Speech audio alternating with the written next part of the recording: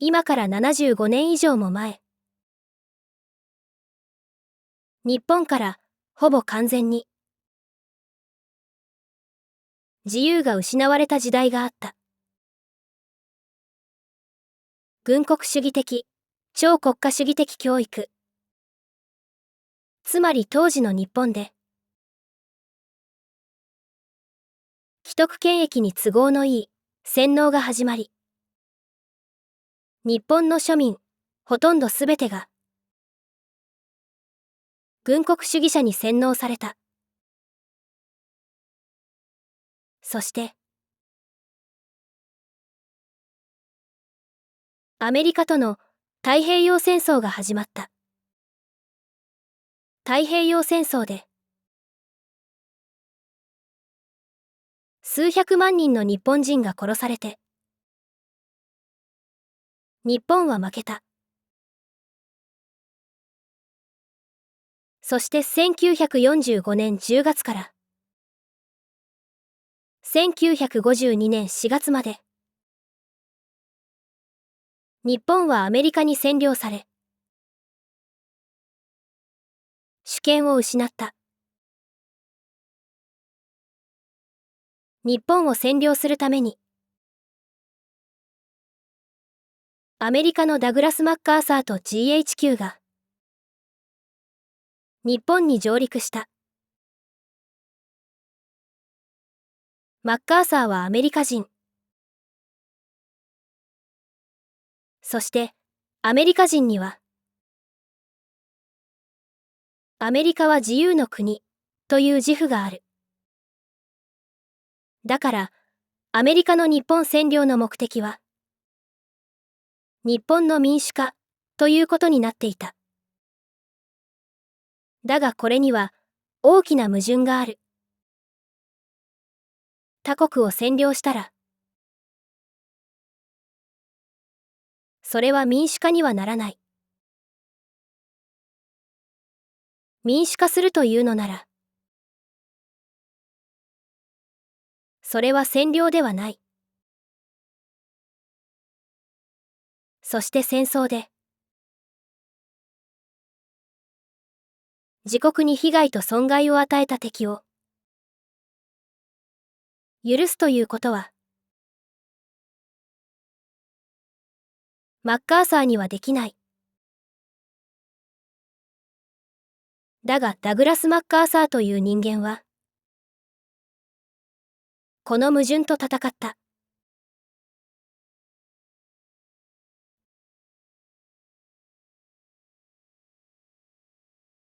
他国に占領される、主権を失う。というのは悲惨なことだった。占領に要する費用、経費は、日本政府にのしかかり、敗戦国家の国家予算を圧迫した。そして日本政府が占領軍に支払っている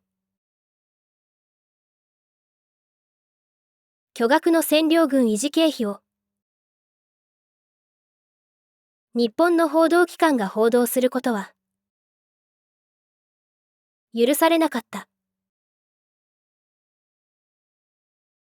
占領軍は朝日新聞、毎日新聞、読売放置新聞、日本経済産業新聞、東京新聞の在京5紙に対して事前検閲を開始した。占領軍に目をつけられた住宅、土地などは占領軍とその家族のためにビル、商業、娯楽施設、学校、病院、市民公園、住宅、土地など占領軍に家財もろとも強制接収された。接収対象の住民は行くあての有無にかかわらず強制的に立ち退かされた。接収地はフェンスを張り巡らされ、日本人は立ち入り禁止となった。占領軍兵士による強盗や強姦、殺人などの重大事件に対しては、報道管制を敷いて、これを隠蔽し、反連合国軍感情が起こることを防いだ。連合国軍兵士による性犯罪を防ぐために、占領軍兵士のための慰安所が各地に作られた。言論統制も行われた。連合国の批判、占領軍の政策への批判、極東国際軍事裁判を批判したもの、戦時中の連合軍の虐待行為、原爆に関する情報、占領軍兵士による殺人、強盗、強姦事件、売春、満州国や中華民国、ソ連における日本人処遇への批判、欧米諸国における有色人種差別、冷戦の高まり、文学作品ですら飢餓の表現や、戦災がもたらした死や破壊の悲しみの表現は禁じられるなど、報道、出版を許されない項目は多岐にわたった。1945年、昭和20年9月19日、GHQ からプレスコードが発令され、占領軍の犯罪行為の報道が日本のメディアから消えた。検閲の存在そのものにも箝口令が敷かれていた。アメリカの民主主義は当時世界で最も進んでいたかもしれない。それでも75年も前の民主主義だ。アメリカでは当時法の下で有色人種に対する差別がまだ許されていた。だがそれでも当時マッカーサーが日本でやろうとしたことは日本の民主化だったことに変わりはない。マッカーサーは言論、宗教及び思想の自由、並びに基本的人権の尊重は確立されることの条項を定めた。軍国主義的、超国家主義的教育、いわゆる日本の既得権益に都合のいい洗脳を禁止した。そして教育の民主化を推進しようとした。占領という状況下では不完全だとしても形式上は政治活動や言論の自由を保障した。当時の日本の過度な治安維持法が廃止され、秘密警察も廃止された。そして選挙権が満20歳以上の男女に与えられた。日本では初めての婦人参政権。つまり日本初の女性解放は、この時に起こった。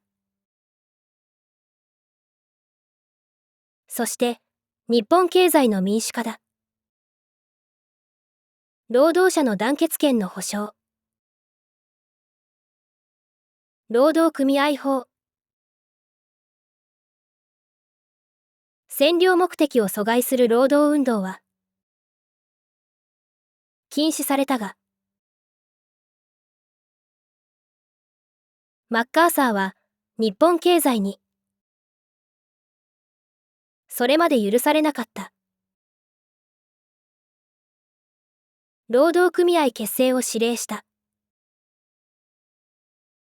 そして特権階級の廃止。皇族の多くを皇籍離脱とし、家族を廃止した。そして、農地改革。地主から土地を強制的に召し上げ、小作人に農地を分け与えた。そして経済面では、日本経済の実権を握っていた。財閥を解体し、労働者を保護する労働組合法や、労働基準法を制定した。それは、日本の既得権益を潰すということだった。マッカーサーと GHQ には、日本の軍国主義が日本の財閥、つまり日本の既得権益を守るためのものだったという認識があった。それに、軍国主義者から解放された日本政府の動きもあった。富裕層に対する高額な財産税と深淵の切り替えだ。富裕層の1500万円超の財産には 90% もの税が課された。そして富裕層が手元に持つ現金は深淵の切り替えで9円が使えなくなるから銀行に持って行って深淵に変えるしかない。しかし銀行に高額な9円を持っていけば莫大な税金がかかってしまう。つまり富裕層の資産はこの時ほぼ没収された。マッカーサーと GHQ は日本の既得権益に大きなダメージを与えた。太平洋戦争敗戦後から今に至るまで、日本には、マッカーサーは日本をアメリカの属国にしたのだ。という者たちがいる。そういう連中がよくテレビに出て、持論を展開するが、でたらめだ。日本敗戦当時のアメリカ議会の日本に対する考えと、マッカーサーの考えは、全く違っていた。マッカーサーは、当時のアメリカ議会の日本に対する要望に、ことごとく反発し、抵抗した。当時のアメリカ議会は、裕仁天皇の処刑を考えていた。世界は、旧日本軍が、裕仁天皇の命令を受けて、戦争したのだと思っていた。だが事実は違う。裕仁天皇は、日本の軍国主義者。特に旧日本陸軍に利用されていた。しかし、裕仁天皇は、日本の軍国主義者に逆らって、この戦争を、たった一人で止めることに成功した。この時、裕仁天皇は、自分の命を懸けた。そして裕仁天皇は、敗戦後の日本の庶民に、慕われていた。マッカーサーはそれを分かっていた。マッカーサーは、裕仁天皇を、日本復興の旗印として、今度は自分が、裕仁天皇を、うまく使うことを、考えていた。そして裕仁天皇は、マッカーサーのこの申し出を、快く受けた。マッカーサーと裕仁天皇の友情は、この時に芽生えたと言われている。マッカーサーはアメリカ議会の裕仁天皇の処刑を拒否した。損害賠償請求の問題もあった。当時のアメリカ議会は、日本に対して、莫大な損害賠償請求を考えていた。だが、もともと貧しい日本の庶民に、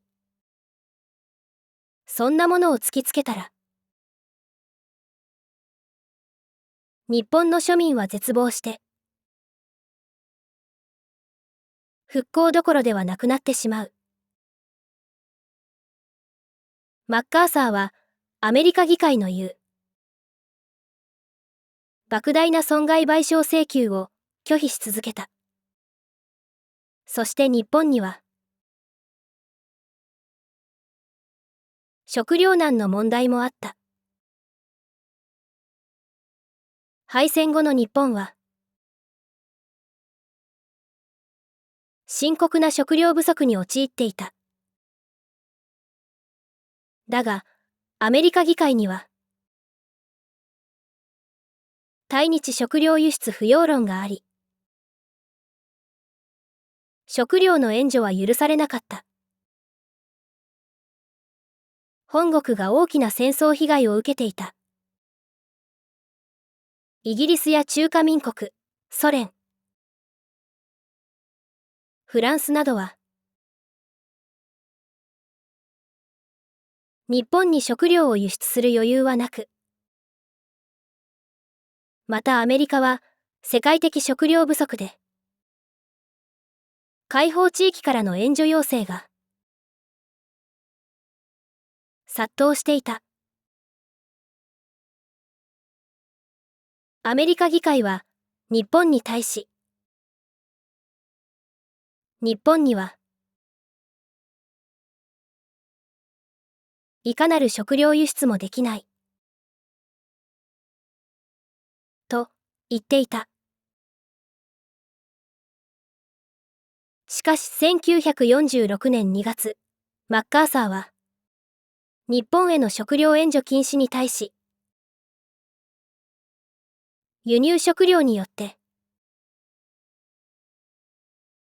日本の食料配給制度を持続しなければ、占領政策が困難な事態に直面する。と、アメリカ政府に訴えた。そして日本側が、当初要望していた量の 25% 弱ではあったが、日本への食料援助を勝ち取った。アメリカ軍占領区域では、占領軍として進駐していた。アメリカに対して、日本人が好感を持つように。例えば、アメリカ軍の兵士が、ガムやチョコレートを、食糧難にあえぐ少年、少女たちに、与えることにより、食べ物をくれた寛大なアメリカ軍、という図式を作り、親米感情の醸成を試みたりもした。再生リスト15に続きます。